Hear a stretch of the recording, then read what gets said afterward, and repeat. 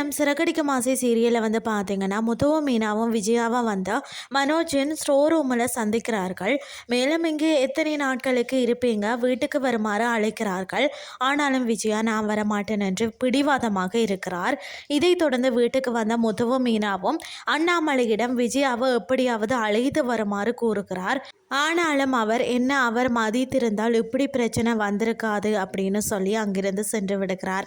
ஆனால் அடுத்த நாள் விஜயாவுக்கு உடம்பு சரியில்லாமல் மனோஜின் ஸ்டோர் ரூமில் இருக்க அண்ணாமலை அங்கு சென்று விஜயாவை நலம் விசாரிக்கிறார். மேலும் மருந்து எடுக்க வருமாறு அழைக்கிறார்.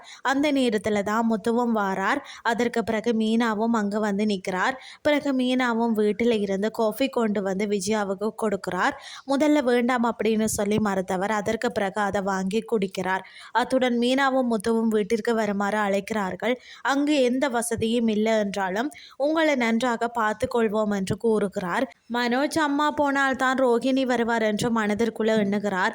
அந்த நேரத்தில் விஜயா ஸ்டோர் ரூமில் தங்கி இருந்தால் பிஸ்னஸ் அடிபடுவதாக பேசுகின்றார்கள்.